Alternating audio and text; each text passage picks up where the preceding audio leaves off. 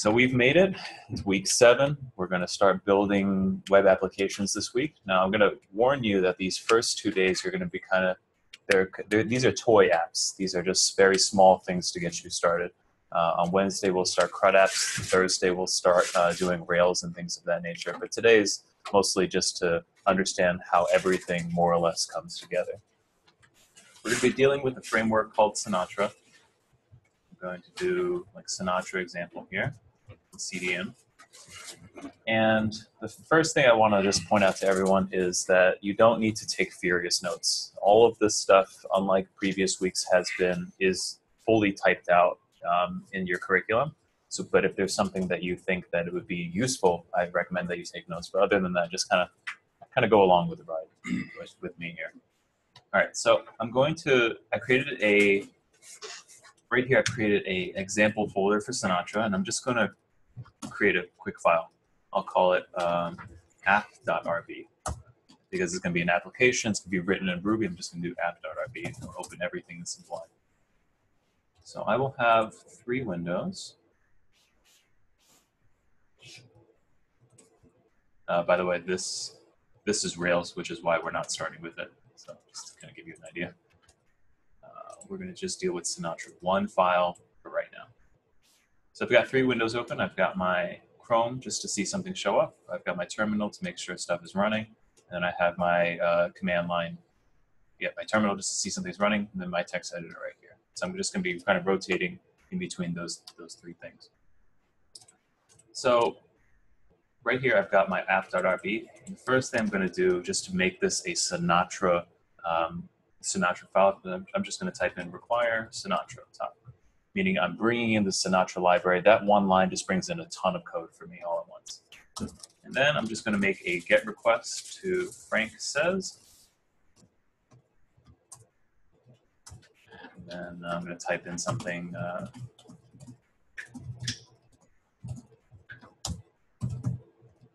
So what I've done here is this file, app.rb, is bringing in the Sinatra library. And it's saying that whenever anybody makes a GET request to the URN, remember the URI, the Universal Resource Identifier, everything that happens after the slash, anytime that anyone makes a GET request to /Frank Says, do this piece of code. Do everything between the do and the end. And the last line of the code is the thing that's going to be put out. It's not very difficult. We're just putting out a bunch of text out to the field. So this is as simple as an application gets. I just have a single route. I'm making a GET request to Frank Says, and it's just putting out some sort of text to the screen. So I run this running Ruby app.rb. And just by having that one tiny line that requires Sinatra all the way at the top, I have a local environment. My computer is going to host this particular website. It's hosted at localhost 4567. Now, localhost means that it's local to this machine, local to this host machine. So I cannot, unless I set it up properly, I can't visit like Taylor's 4567 and see what he's doing. You can only go to localhost 4567, and you can see what's happening on your computer. So if I go over here to my Google Chrome, and I just go with localhost 4567, I have absolutely nothing. Hey, nothing went wrong here. It says Sinatra doesn't know this ditty. Try this get /hello world. So how do I get to this particular URL? Like when I went to localhost 4567, why did nothing come up for me? Would you guess? You got to your terminal? Sure. Terminal. You need to go to /Frank Says. I do need to go to /Frank Says. So you can see that I'm just going to /, right? There's nothing coming after the 4567, which means that this is the root path, the home page. But if I go to /Frank Says, right here, I will see that, put that in your pipe and smoke it, show up on the screen. So I'm making a GET request. Sinatra's saying like, okay, someone made a GET request to /Frank Says. What am I going to do? I'm going to just push this out to the screen and I'm done. And that's exactly what we see here. And I'm going to change, like I can probably put something else in here as well. Maybe I'll do Frank Sinatra has voice of Silk. And if I refresh the page, nothing is happening. And that's because when you run Ruby app.rb, the issue is that you're going to have to kill the server every single time that you make a change and then run it again. So if I go back and I refresh it again, Frank Sinatra has the voice of Silk. And then maybe I'll change it to code Platoon is cool. And I refresh again. Again, when you run it using Ruby and whatever file that is, you have to kill the server and restart it every single time. That sucks. So I just want to get it out of the way now. This is kind of like why people are like, why do you use Sinatra versus Rails? Or why do you use Rails over Sinatra? Again, it's really up to whatever you want to accomplish. But you can kind of imagine if you ran Sinatra the whole time but using Ruby app.rb, you have to kill the server, start it again, and only then will you be able to pick up new changes. That kind of stinks. So there's another gem called Shotgun.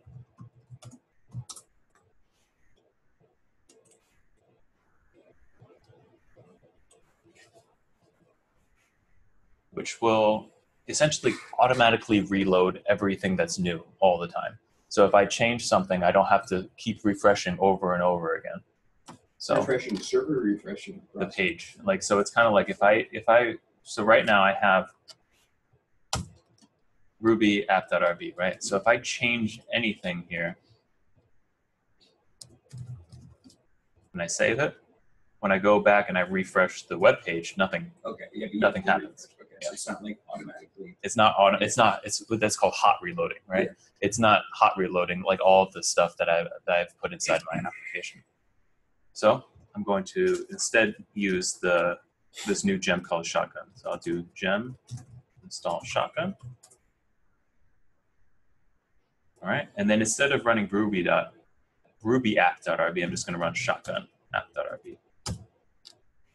You'll see that something changed here. So before it says localhost 4567, and now I have 127.0.0.1. 127.0.0.1 is the IP address for your local machine. So localhost and 127.0.0.1 are synonymous. So every single person when you go to localhost, like when you go to google.com, it's actually not google.com. It's a series of numbers that humans can't memorize terribly well.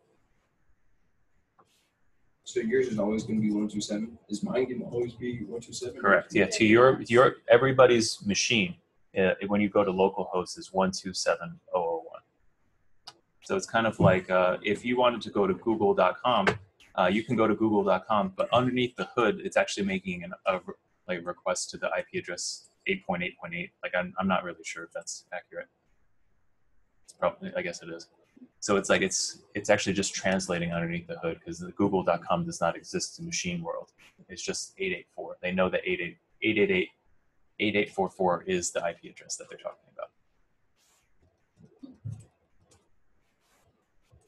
So I think I can go to 127.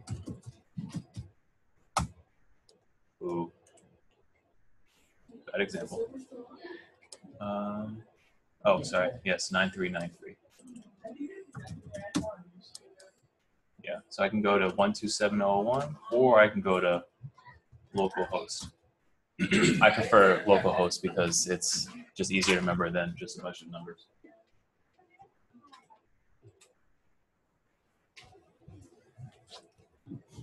And just to kind of see, I can change whatever I'd like now to either Taylor. And I'm just saving. When I refresh the page here, it loads everything for me. So instead of killing the server and starting it up every single time, just by running Shotgun, it's going to automatically refresh everything all at one time. If you're saying running in Rails, you don't have to do this. This is sort of a Sinatra. This is a Sinatra specific thing, yeah. So it's like, yeah, we're starting to see like the built-in thing is just you have to kill the server every single time.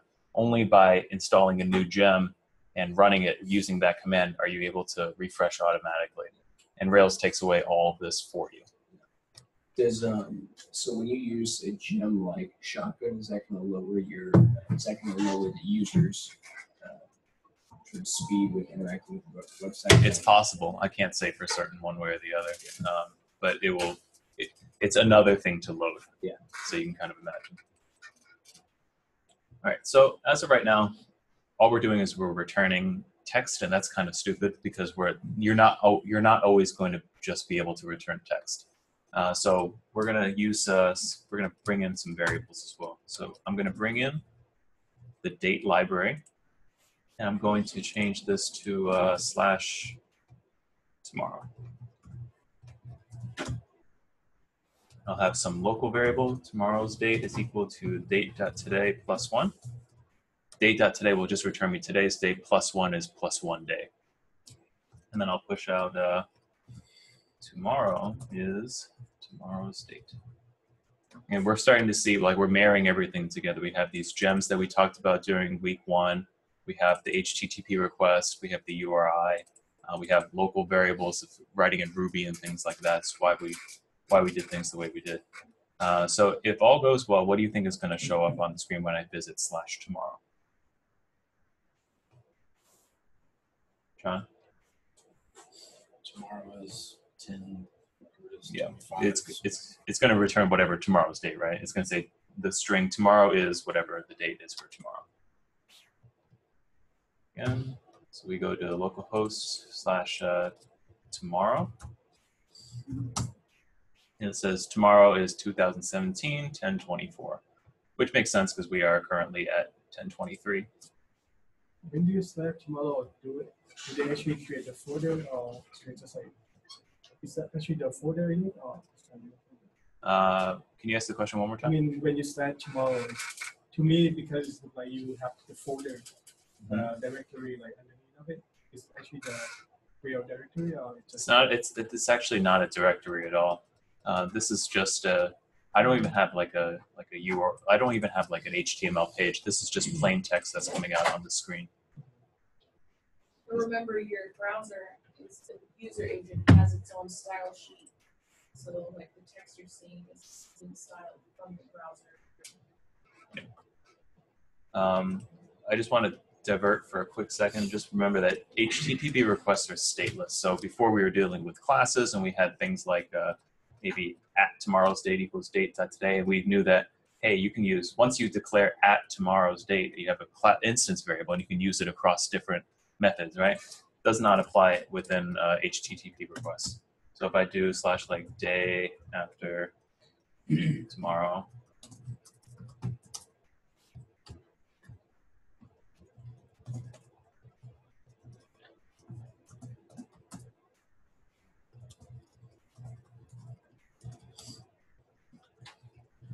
Tomorrow's. all right, so we'll go like step by step again. Line 1, we have require Sinatra, brings in the whole Sinatra library into this. Require date allows me to use this capital D date class. I've set an instance variable to @tomorrow's date equals date.today plus 1. And then if I do day after tomorrow, I'm hoping that this instance variable, tomorrow's date, can stay here. And it memorizes what it is, so I can just say day after equals tomorrow's date plus 1. So it'd say like the day after tomorrow is the day after whatever tomorrow's date is. So if I go to /tomorrow first, it says everything is good. But if I go to day after tomorrow, it blows up. And it says that, and the great thing about like Rails and Sinatra and everything is that it provides you a visual of exactly what went wrong. And you can't get much better than this. It literally prints out the line 10 in app.rb. This is the line that it broke up on. And the way that I read this is, okay, I see this huge error on the screen. Let's break it down. I see a no method error. Okay, it says there's an undefined method plus for nil class at app.rb line 10. So anytime that I see plus here, it says, okay, there's an undefined method plus for nil class, which means that this thing right here, @tomorrow's date, is actually nil.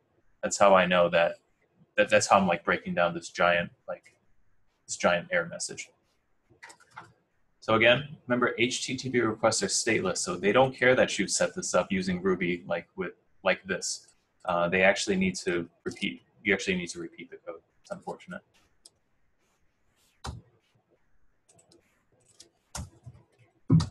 So I'll need to copy this again. I have tomorrow's date equals date.today plus 1, and then the day after is tomorrow's date, found on line 10 plus 1. So there's no variables that can have a scope outside of that function. There are no variables that allow you to do that. I mean, in this format, I guess. Yeah, in this format, there's no variables that allow you to do it. But you actually bring up a decent point, because I think you're starting to realize there's repeated code here, right? And the number one thing I always tell people is like, don't repeat yourself. If you're reusing the same code over and over again, don't repeat yourself. So there's not a variable that will do this for you, but I can create a method called tomorrow's date. And then I can just do date.today plus 1. So That will work, yeah. Because it's not a variable, it's a method. This. Oh. Did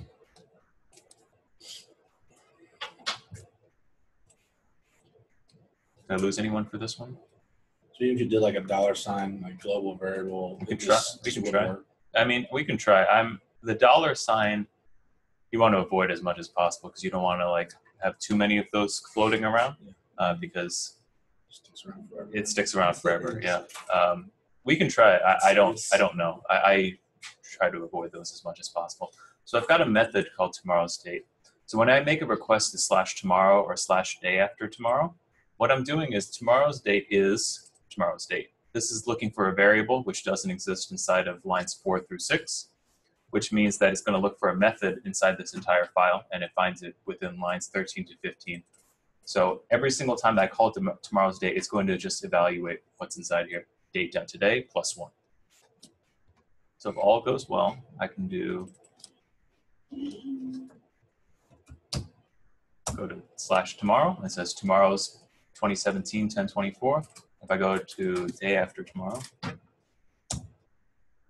the day after tomorrow is 2017 10/25.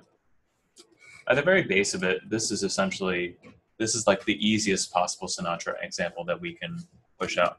But you're not going to want to put out like a bunch of gross text out to your screen. Like no one's going to come back to your website if it looks like this.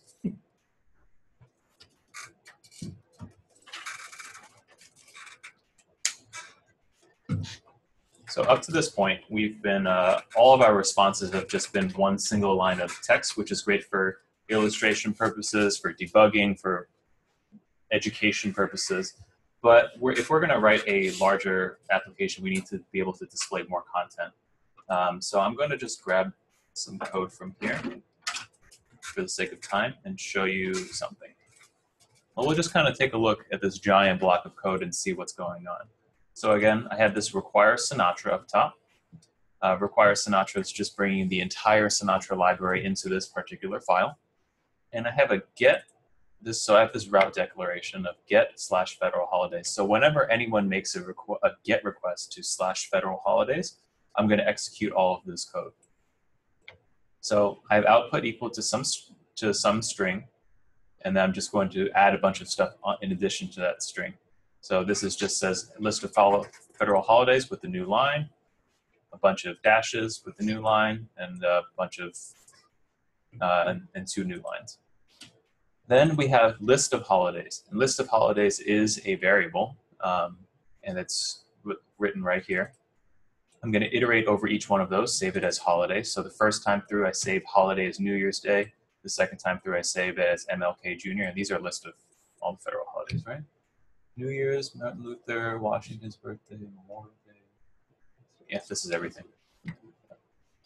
So all I'm going to do is I'm just creating a giant string. That's all this piece of code is doing. It says list of federal holidays, bunch of dashes, a bunch of new lines, and then a star with every single holiday underneath it. Yeah, what's the star? It's just like an asterisk to show up on the screen. It's literally just the star is going to show up on the screen. So, and then the shovel, what is the shovel? The shovel is just basically, you can shovel into an array or you can shovel into a string. I can just as easily just change this all to pluses. Shovel and plus are the same thing in strings.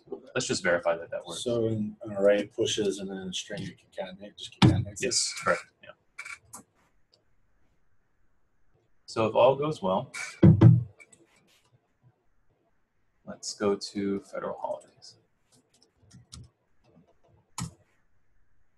All right, so we have all that stuff showing up on the screen is kind of gross, but you know, it's there at least, right? List of federal holidays. I have all of that, all the dashes, and then all the stars. And those are the asterisks that just kind of show up. There's a new line. Yeah, why did we not? I don't know why the new lines didn't show up. Just try plus.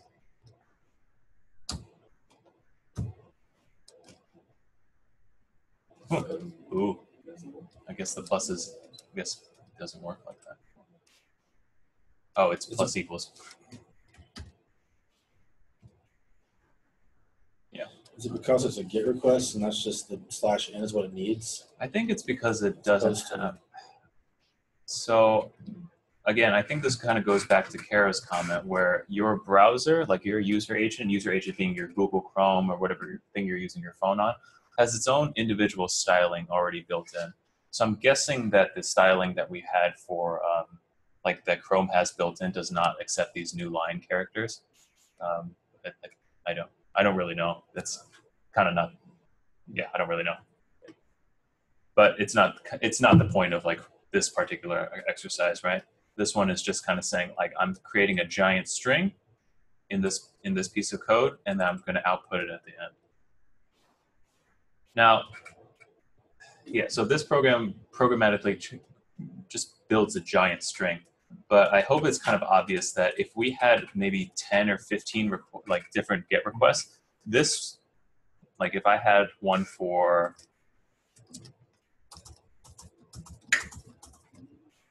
let's say I had one for, you know, like Christian holidays, and then I had one for Jewish holidays, and you know, Hindu holidays, and like all the different types of holidays that there were, like Navy holidays, Army holidays. Like if I had all the different types of holidays, you can kind of see how long this is getting. So like it's getting long pretty quickly, right?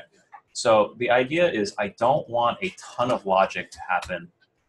I don't want a ton of logic to happen inside of this one master file. When you take a look at some of the, I'll show you kind of what you're going to get into on Thursday. When we get into things like a full Rails app like this, everything has its own place, right? So I have anything revolving around models goes under app models. We have specific models that go there. If you're doing any sort of controller logic, it's going to end up in here. And I understand this doesn't make any sense yet, but just we'll get there on Thursday. Like anything revolving around views is going to go inside of views. So every single piece of code has its place. You don't want to just simply dump everything in one giant file, because then it's hard to find things inside of here. You want every single file to do one thing, every method to do one thing. Everything should be single responsibility as much as possible. So we're going to create something new, this new concept. We've never really dealt with this before. We're going to create a views folder, meaning that anything that you see on the page is going to be thrown into this file, this folder. So I'm going to create a brand new views folder, and underneath that views folder, I'm going to create a.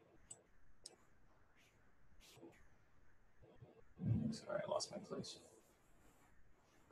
I'm going to create a federal holidays.erb file.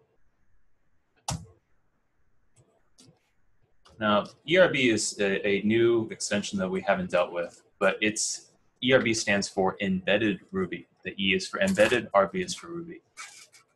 ERB is basically HTML with Ruby code inside of it.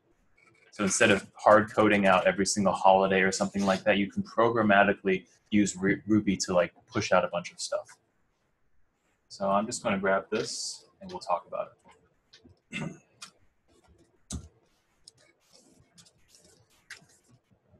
Let me split the screen in two. So right here, this is basically all of this code is going to be dumbed down to just this right here. And what I've got is a list of federal holidays is just going to show up as text on the screen with a line underneath. And then this opening tag with a % means that some sort of Ruby code is going to be happening inside of here. So essentially what's happening is it's just holidays, each due holiday. and then just do a hashtag of holiday. This is essentially what's happening underneath the hood. It's just Ruby code, but in order for embedded Ruby to read it, I have to have that opening percentage and then the closing on each line. Again, Ruby, embedded Ruby, Ruby, embedded Ruby. So this opening tag with a percentage means that I'm just doing some sort of Ruby code. You'll see that this one has an equal sign afterwards, and that means I'm going to be interpolating some sort of code. So this is Ruby code that's not going to be printed out to the screen. This is Ruby code that is going to be printed out to the screen.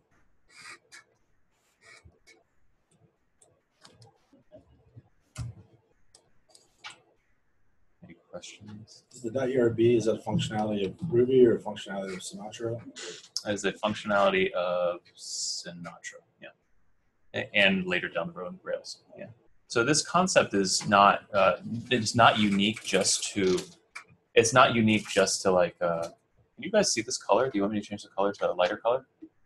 It's all right. This functionality of like using your programming language inside of HTML is not unique just to Ruby or Sinatra. When you get to things like JavaScript, or really any time that you grab a bunch of, imagine it's kind of like give me the top 50 top 50 most expensive stocks or something like that, right? I'd make a request to the database, and then I have to programmatically just kind of like, or better yet, you've all gotten the form letters in the mail, right? It's like, dear Mickey, you've been pre-selected for a Capital One credit card or something like that, right? How do they get all of those names? That form has already been printed, and all they're doing is taking your first name, dumping it in there, printing it out, like printing out the address so that it shows up in the piece of mail, right? So that's a programmatic way of doing things. Underneath the hood, that might be Java code, it might be JavaScript, it might be Ruby for all we know. But basically what it's doing is grabbing all of these different database records and just shoving it inside a giant template. It's programmatically looping over every single customer that's in a potential list and then emailing them all at once or mailing them all at once. And that's the same concept here. So ERB is specific to like Ruby files. There are other ones called like Slim and Haml and things of that nature. But conceptually, underneath the hood, they all do the same thing. It's HTML with like that I'm able to like loop through. So it's sort of like using a script tag. It's kind of like using a script tag, yeah. This is all called templating. You can find different kinds of templating. Yeah. Even Jekyll. On the code, you don't have to code on the code on that one. You have a star. You don't have to code the star sign. I do not need to. Okay, I have the star, and then I didn't have. I don't have to do the quote like this. Is that what you're saying? Yeah, because you say like when you're gonna do, you have to do every line. Right? Yeah. So every line that is going to be Ruby, like that has Ruby, I can still like you can see that list of federal holidays and all these dashes don't have any like opening tags or closing tags around them, right? Dude, that's because it's not Ruby code that's being evaluated. This is just text that shows up on the page. But because every single line in here is a Ruby line, it has to start with the percentage, opening percent and closing percent.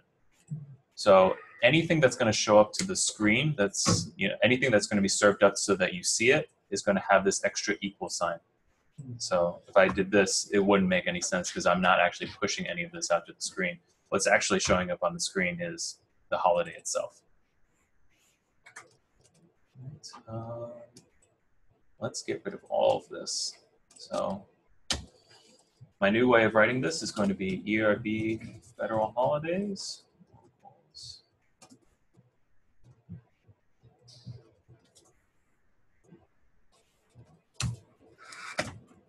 All right, let's break down what we just did. So we took all of these lines of code here and shoved it into this. Sorry.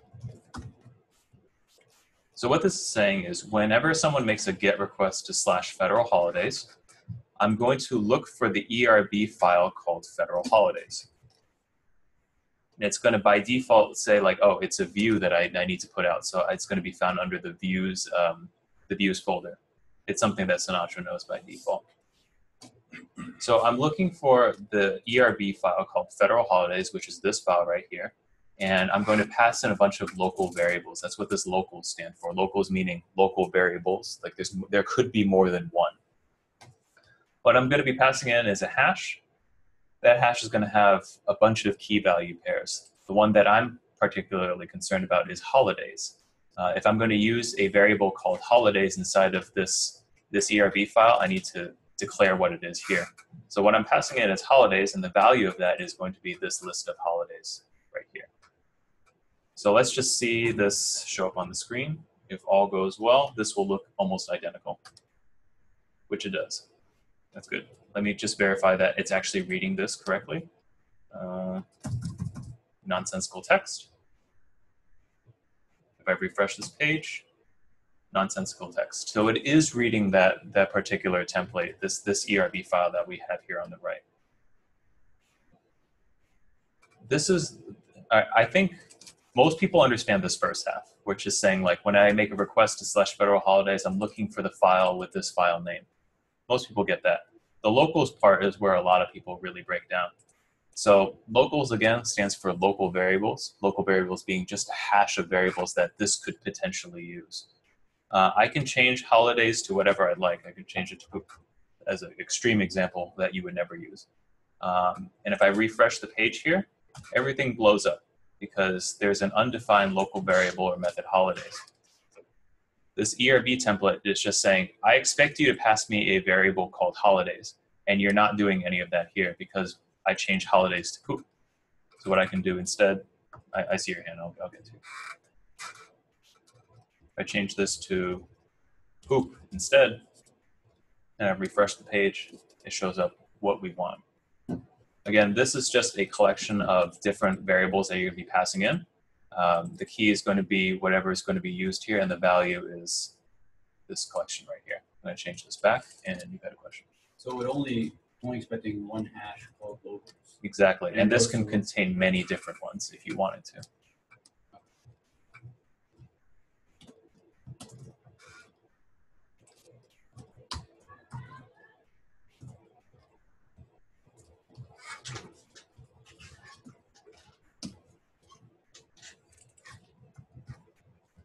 So what I've done here is locals is just one giant hash of variables that may or may not be used inside of this template.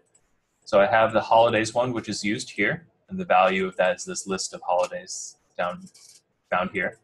And then I've created another local variable called welcome message, and the value of that is just hi there. And now I've put it up in here. I'm interpolating it here using this new ERB templating syntax. So I have this percentage equals because it's something that's going to show up to the page. It's not code that's being evaluated, it's stuff that's showing up. So I refresh, it says, hi there, there's my welcome message that I was talking a little bit about.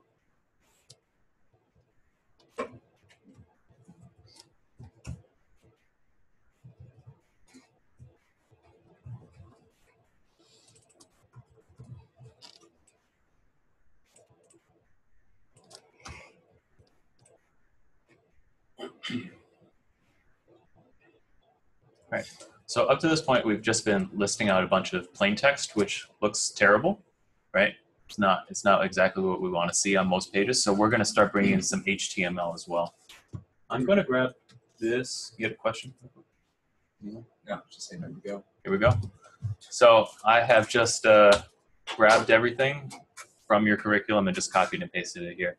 And now because we spend a little bit of time in HTML, we can kind of have an understanding of what's going on here. So I have HTML, which means that this is going to be an HTML document. Inside the body, I'm going to have an H1 of federal holidays, a horizontal rule, which is just a line that goes straight underneath it.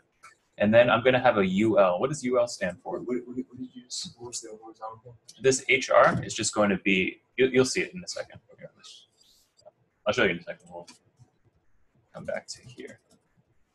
What does UL stand for? Line 6. List. Unordered list. So it's going to be just a bunch of bullet points. But if I wanted a ordered list, what would the acronym be? OL. Yep. So I have an unordered list, and then I'm starting to iterate over every single holiday. I'm going to have a list element with that holiday in it. And then you'll see this HR real quick. If I refresh this page, I have a list of federal holidays. This is the HR that I was talking about. Just a horizontal, it's called horizontal rule. It just goes straight across the And page. it knows to go across the different boundaries. Yeah, it's that's, yes, right? It's scoped to whatever it lived in. So if that was inside of a div that should only take up 50% width, it'll be a line across that entire div that takes up 50% of the page. Okay. Cool. I didn't know that.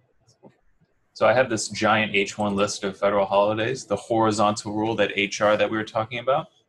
And then we had an unordered list and then we iterated over every single holiday and put each one inside of its own list element. So we have New Year's Day, MLK, so on and so forth. How do you know to make it bullets? So that's so the UL is stands for unordered list. And it's okay. Yeah. So when it's an unordered list, so a UL and an OL, unordered and ordered list, have list elements inside of them. When it's UL, it's going to be bullet points. If it's OL, it's going to be numbers. 1, 2, 3, 4, 5, 6. Got it.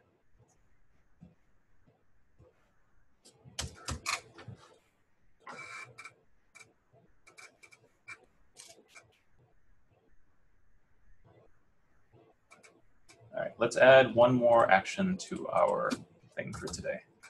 Let's say I want to do / Chicago holidays.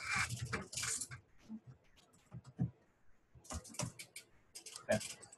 Let's say I want to have a local variable called Chicago holidays equals list of holidays plus Casimir Pulaski Day. Yeah, John, I'm sorry here. So in the HTML that we just brought in, so we just blended those two types of code. So we brought in the previous code and just blended it with HTML formatted. Correct. Yeah. Okay. Yeah. So ERB is embedded Ruby. Yeah. So I'm using HTML here, and I'm just bringing in like Ruby code.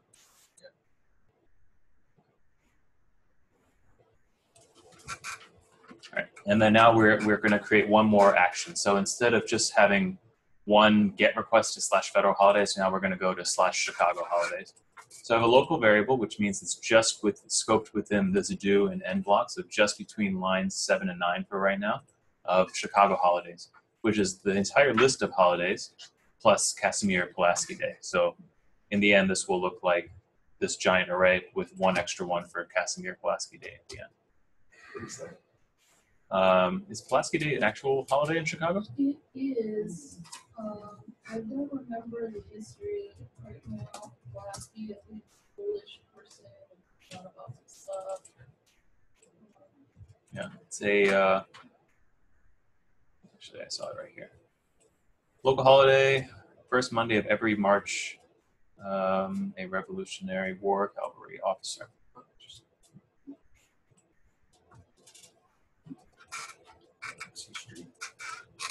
Is school closed on that day? I don't think so. I think it's just the. Is Pulaski Day? Is school closed on Pulaski Day, or is it? Oh wow. I'm pretty sure it does. If it doesn't, it's like you gotta do a bunch of stuff during the school day. Yeah. All right. So we have this extra. It's basically this list plus one more, and then we're going to create a new template. So we'll do ERB for Chicago holidays. You'll notice that the name of your template, like the name of your HTML embedded Ruby file, should match the name of your route. So this should match up with this. Obviously, I can change this to boop if I want to, but that's not as descriptive like this. By having an ERB file with federal holidays, I know that it goes along with when someone makes a request for federal holidays. So I'm going to change this to Chicago holidays. And I'm going to pass in some locals again. So I'll list this holidays, and then we'll do Chicago holidays. From here, I'm going to create a new file called chicagoholidays.erb and just copy all of this over. List of Chicago holidays. Would it still be holidays, list of holidays, because previously you made, oh wait, I see, you just added it. Mhm. Since So Chicago holidays holds all You the just list of added it. holidays plus the Casimir Pulaski days. So I've created a separate template which will just list out all of the Chicago holidays, which is basically all the holidays plus Casimir Pulaski at the end. So when I make a request to not federal holidays, but Chicago holidays, it changes, right? So when I go back, it says list of federal holidays, list of Chicago holidays. And I have this extra Casimir Pulaski day at the end. What are you starting to notice about these two templates? pretty much identical except for the header. Yeah, for it's, each one of them. yeah, so everything is completely identical except for this one particular heading right here, right? So you want to avoid repeating yourself because let's say when I go to, let's see, Starbucks, go to Target.com.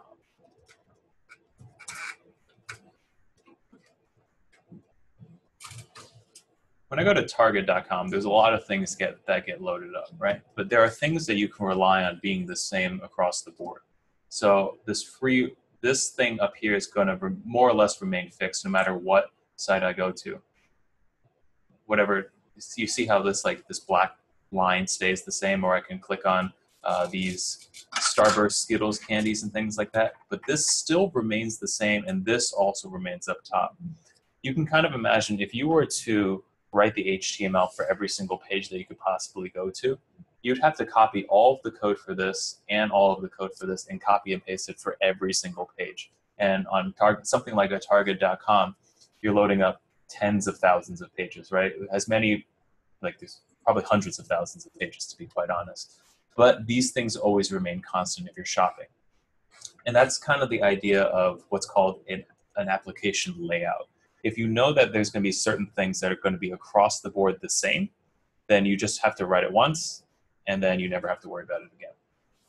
So I'm going Don't you to... have to call it in all the other pages? That is correct, yeah. So that is what you have to do. So you'll basically say, like, I'm going to... Actually, it's reversed. I'll show you in 1 second. I'll do layout. And if you looked at Jekyll, you might have also seen this if you looked under the hood.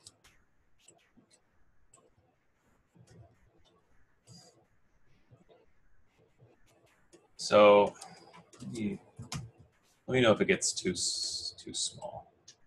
But you'll see that if I take a look between federal holidays and Chicago holidays, every single one at the very least has HTML and body as the first two lines, and the closing tag for body and HTML as the bottom two lines, right? Like these two are found here at the exact same spot, and these two are found here at the exact same spot as well. It doesn't matter what the line numbers are; they all start and end with that.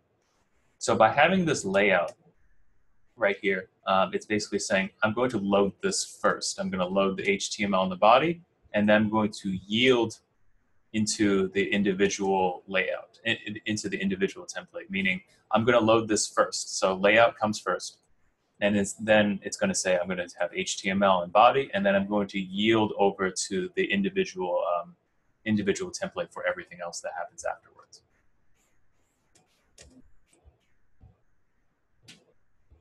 If all goes well, I can just remove these two lines, so just to kind of cut down on some of the clutter. Bless you.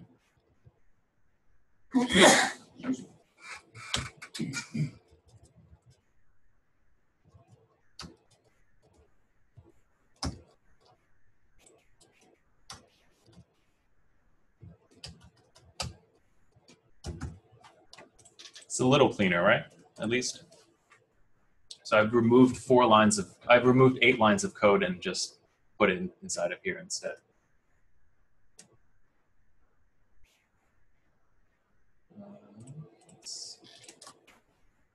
Does this work? The federal holidays. Still works the same. The great thing about this as well is one thing that you probably noticed that we had when we did HTML that we don't see here is like the entire head section, right? Or like what if all of a sudden you want to add a footer or you needed to change a link at the top, that kind of stuff. You don't want to have to do it every time to every single page. It's better to just do it once. Just have it work on all the pages. Alex, can you explain back to me what this layout is doing and why it's useful? It looks like it's getting read before any other files inside the view folder. And it substitutes whatever you pass to the ERB into the yields. Yeah, pretty much. So, yeah, he's got it mostly right. So whenever I make a request to /federal holidays, it looks inside of federal holidays ERB. But before it gets there, it looks for this particular layout, which means that this is going to be loaded first, above all. It just does. Sinatra. Yeah, Sinatra. It's like kind of like that magic that we're talking Because about. it says because the title is layout. It's because I'm sorry. Yes, that is the reason. Yeah, because the title is layout.erb. It Okay, knows. got it. And yield just means whatever. Yield just means like go to the other file and take all that stuff and copy and paste it in here. Every ERB file or That's whatever it's specific. called. Yes, exactly. Yeah, and then it closes off with this. Yeah. It's kind of like if I wanted to have like a nav bar or something on every single page, I'd have like that nav bar and then whatever other code goes inside of it, right? If every single page was supposed to have this, then I would want that on top.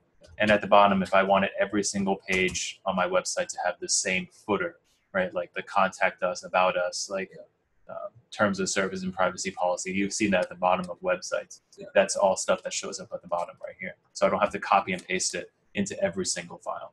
Would you actually write the navbar ERB within the layout ERB, or would you actually make them a separate one and you just call it in the layout ERB? That's exactly right. So I'd create, like I'd probably have a,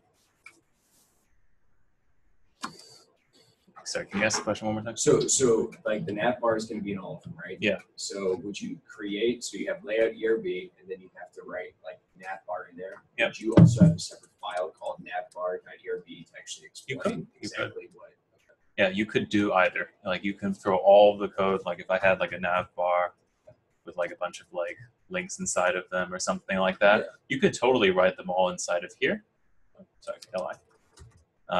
You could totally write them all inside of here and then close it off. Like and close it off and just be done with it. Yeah. So you can explicitly write it, or you can say like I'm going to reference another file. Okay, let's take a quick break and we'll come back and we'll finish up. Do you write that? What is yours? Do you have a VTA on it? They send you a ship page on it? Let's pick up on where we left off. Okay, so to go back to Taylor's question real quick, he said, how does the computer know to always load up the layout like ahead of time, right? And that's because we've named our file called layout.html, layout.erb. So by default, Sinatra knows to look for the thing called layout.erb first before going into anything else. So if it says, does layout exist? If so, evaluate everything that's happening inside this file. If not, just go straight to the file itself. And the way that I can verify that this is working is I can see, if I refresh right here, it says localhost 9393/Chicago holidays. If I were to throw a head in there and just throw a title, so again, title is that thing that shows up at the very top of your screen, which says like inbox John at codeplatoon.org. That is the title of the page. And I just have a title of hi there. If it wasn't loading the layout first, nothing would change. But if I go back to Chicago holidays, you can see that this tiny little icon up here changed from localhost 9393 to hi there. And if I go to something like federal holidays, it stays like a lot high there, and then even though the page changes, that always remains the same. Can you say it one more time, John? In the code? Sure.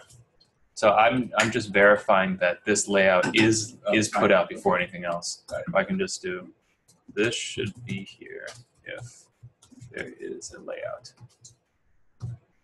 So all I did was I just added this little piece of code just to verify that this indeed is being loaded first before either of these two are being loaded in. If I just refresh, it says this should be here if there is a layout. Same thing with Chicago holidays. This should be here if there is a layout. So next thing, are you noticing, just get rid of this, move it up a little bit. Are you noticing anything between these two, perhaps? Pretty much identical except for the H1. It's pretty much identical except for the H1. So that gets me thinking. Like, this is not part of your curriculum, but this just gets me thinking. Like, I could probably change this because this piece of code and this piece of code are identical except for this tiny bit right here. So maybe I will completely delete one of these files. It's not going away. Okay, and then maybe I'll just rename this to holiday template, or I'll just call this holidays. And instead of just having federal holidays here, I'll put in like the type of holiday. So I'll do type of holiday as the variable, and I'll just pass in federal. And then same thing down here. I will just type in type of holiday, Chicago. And instead of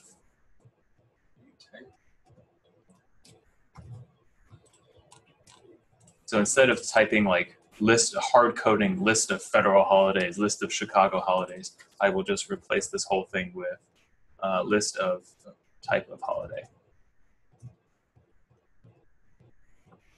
So since you're doing it with the templating or whatever, that you don't need like the interpolated. Oh, because it's an HTML anyway. So yes, because it's in HTML, and this is the interpolation thing. And then all I have to do is just change this to holidays, and this also to holidays. So now instead of going to federal holidays, I know that I told you like the template should match the URL. I'm just dumbing it down even further, just saying like I can use the same template for both. So holidays, locals, I have holidays here, and type of holiday, I have type of holiday there as well. So if this works, I can still refresh this, and I have a list of Chicago holidays, and then I have one for federal holidays, and that works. So I went from having, I basically went from having like 2 additional files. No, I had 2 files, and I just turned it into 1 using like having a more programmatic approach. And now this is dynamic enough that you can add like Illinois holidays and global holidays. Yeah, and then I can just pass that in and continue on. And you're using less lines of code, less lines of stuff, so you render. Great. Thank you. All right, let's come up with a new example real quick. So I'm going to cd. Why didn't you refactor the list into the other layout? Why did I? Does the layout get the local variable as well? This? Yeah, does that have access to your local variable that you pass? I don't think That it. layout page might end up being used for more than just holidays. It might also be the welcome page and the where the like contact us page goes, where all the other pages. Yeah, it's like right now it's just yielding to one particular thing. But if you had like an about us page, and the about us page did not use like a list of holidays or the type of holiday, then that wouldn't be. Oh, you mean this list of holidays, right? No, I mean the that lister when you do the you run the code to list out the holidays in your holidays.env. Okay. UL. Why don't I move that into a Well, I mean, would that work in the layout as well? Does the layout get your local? Oh, just the layout. Let's find out. I don't know.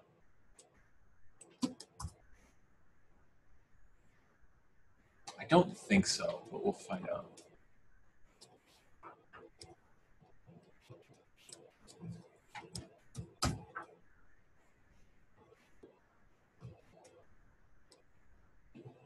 Yes, it does. Yeah, it does. Interesting. Yeah, so I guess that's actually a pretty good point. Yeah, so whatever local variables you're passing in from your routes here into the template, it actually hits the layout first. That's pretty interesting. That's as evidenced by the 2 lists in a row, because this goes before everything, and then this is the individual template.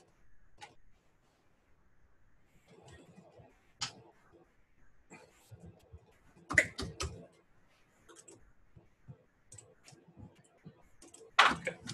All right, so we're going to CD out one, and we'll do we'll just make a directory called another Sinatra example. CD into another Sinatra example, and we'll touch another one called app.rb. Open everything to Sublime, dump it over here, and for now we'll just do require Sinatra to bring in Sinatra everywhere, and we'll just do a get hello Alex.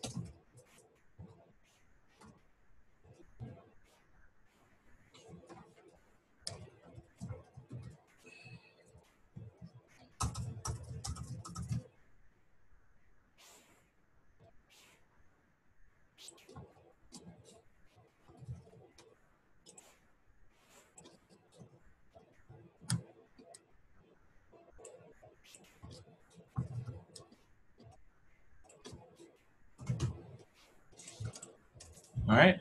So when I read through this code, do you know what's going to show up on the screen? Get pretty decent idea. Yeah. When I go to all of these, like so hello Alex, hello Mickey, hello Taylor, it'll just say hello with your name on it. Let's just verify that that works. So we'll run shotgun app.rb. It's showing me 9393. Fantastic. So if I go to hello John, it'll say hello John. Go to hello Taylor, it'll say hello Taylor as well. We have to figure out a better way to get like dynamic data from the user, right? Because this is not going to be very sustainable because there are hundreds, if not, there are hundreds of thousands of names, right? So yeah, this would I'm offended that there's not a page for me. Exactly, right? So you want to have this to be as programmatic as possible. So I'm going to change that. We will just grab this.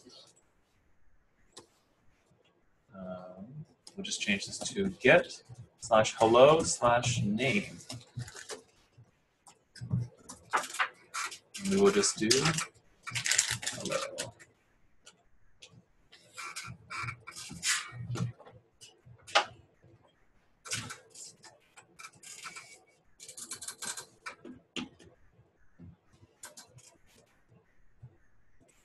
All right, so all of this code here does exactly the same thing. It basically what you're doing, if you think through it, is I'm going to grab this name and interpolate it right here. So when I do hello Mickey, it says, when I visit hello-Mickey, it says hello Mickey. All of those lines of code can just be written as this one line of code right here. So it's slightly different. It's no longer separated by dashes, but it is going to be separated by this slash right here. So when I go get hello/:name, this colon name is saved. Anytime that you see this colon and then followed by some sort of variable, it's going to be saved into the parameters of your URL, meaning that I have access to it through params. So when I go to get /hello/whatever name, this time I'm going to put Kara in there, it's going to read the URL. Params is going to have a name attribute on it, and it's going to write out hello params name, which is going to be Kara. Let's put a pry right here real quick.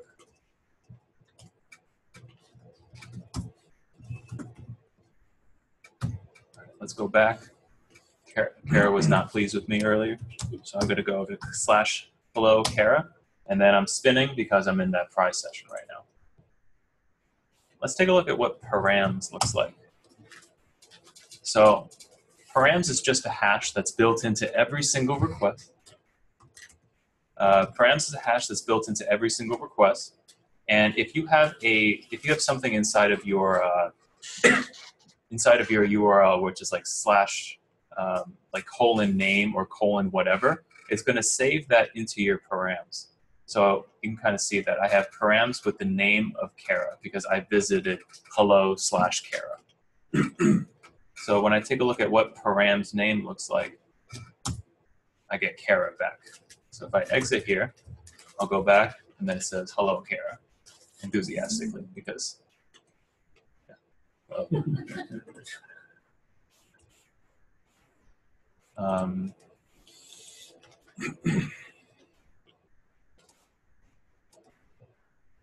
let's see if there's anything else I want to cover from there. Okay, let's grab something else. I'm going to change this up just a little bit.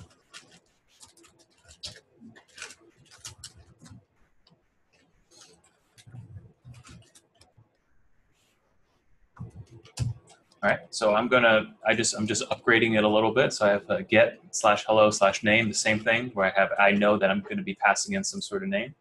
I'm going to have a random greeting in 4 different languages. I got English, Spanish. What language is this? Isn't it also Spanish? It's also Spanish. And Welcome, right? I don't know. Okay.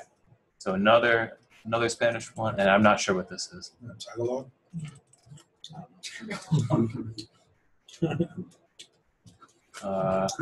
Albanian? Okay, cool. Yeah.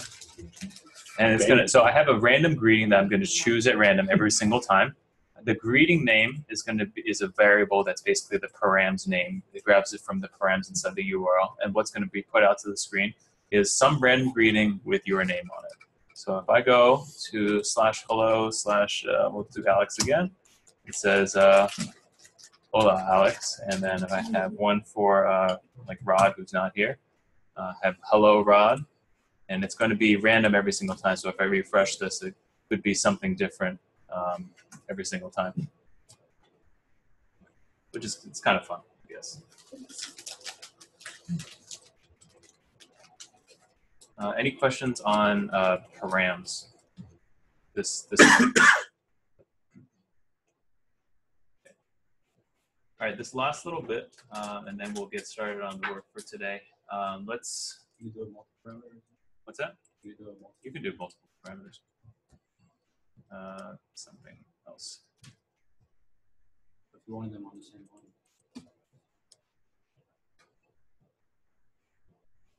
Like that? I mean, what if you wanted it without a slash? Oh, you want it like without the slash, like a dash or something like that? I don't think it works like that. Can you do an and? That is a query parameter, like this. Yeah, I mean, like, what if you had like a whole string that you were? I don't think it works like that. I just don't think it works like that. Actually, I do want to see if this works though. Hello, Rod.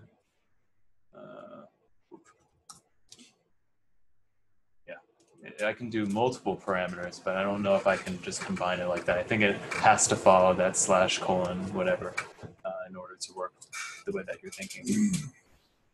All right, let's try one last thing here.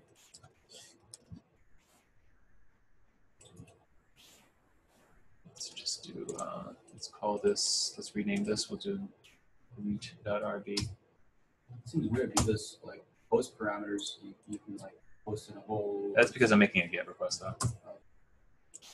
This is terrible. One more time. Greet.rb.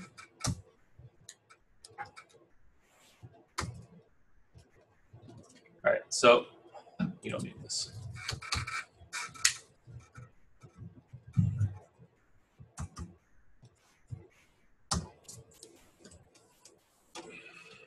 All right, so I have 2 routes now, right? The first one is going to be called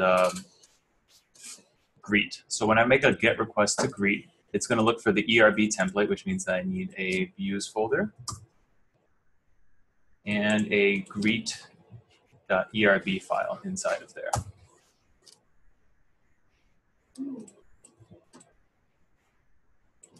This greet file is going to have some HTML, which basically is an H1 of, hey, I want to know your name, and then a form and a form that shows up on the page. Let's just kind of see what this looks like in action. So if I go to /greet, I have an issue where I'm going to just reload.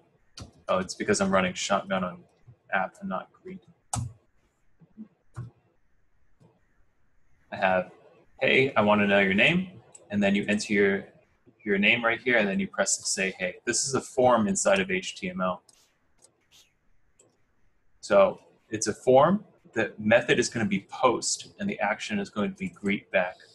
And then it's going to, this is all like HTML stuff, which shows up, what's your name that shows up on there, and then like a submit this as say hey. Now, the most important thing that you need to know about this form is that it's a post action to greet back. So whenever I hit this form, whenever I hit the submit button, it's going to make a post request to greet back, which I've kind of taken care of right here. So whenever somebody like makes a post request, like usually we make that GET request, we type it in the URL and we just press enter. That's a GET request. When we're posting things, meaning we're sending over information, this stuff is going to happen.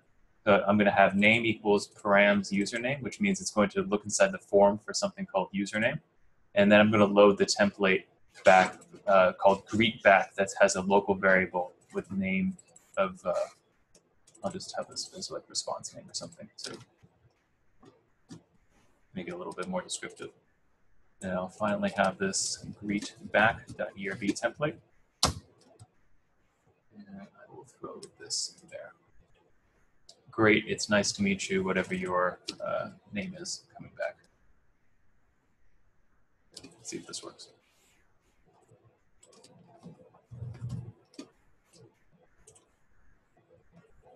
Cool. So we're starting to like build out like very, very small web applications. So again, this is just I'm making a GET request to greet.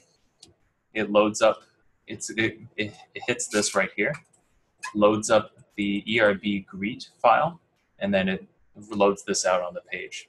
When I hit the submit, because it's part of this form right here, it makes a post request to greet back, which comes back inside of this giant list of all of the code that's happening. I'm grabbing the response name from the username found in the form. I'm loading up the greet back.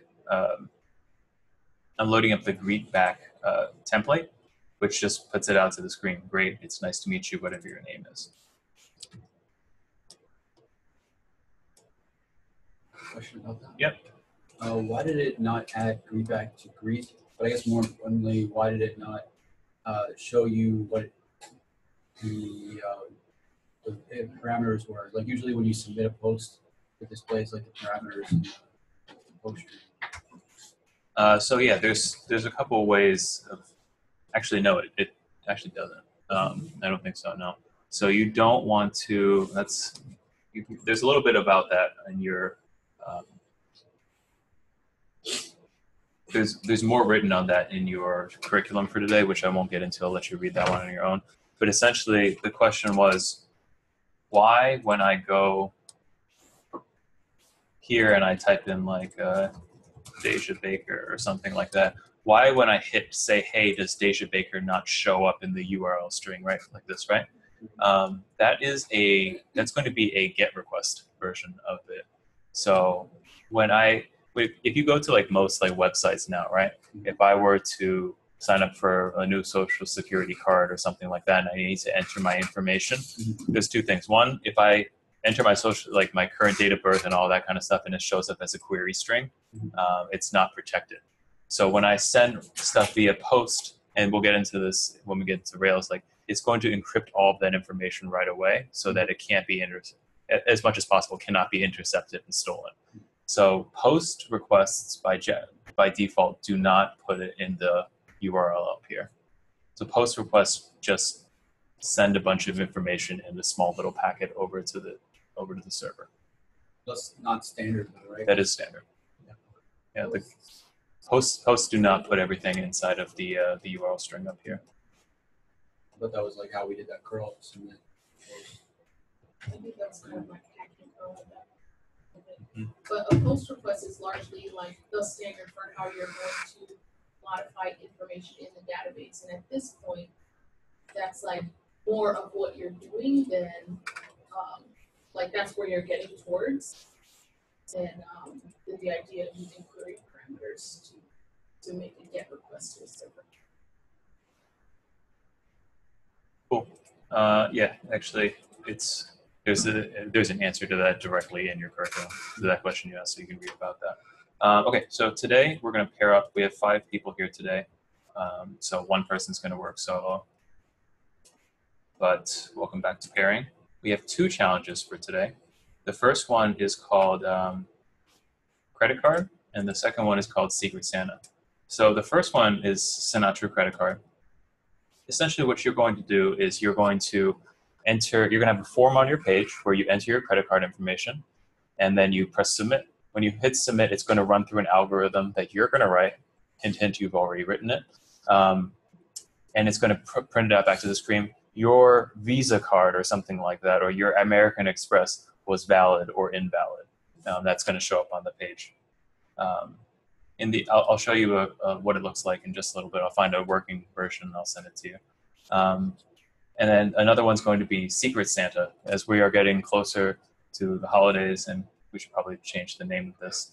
But essentially what it's going to be is you're going to have a form with a bunch of different fields on there where you can enter the number of people that you want to pair up in a Secret Santa drawing or something like that. And then you're going to write the logic for it on the back end. And when you hit submit, it's going to run through all the logic and then print out all the possible pairs that you like, or sample like pairs of people for Secret Santa. So let me stop the recording here, and I'll find a version of the credit card for you.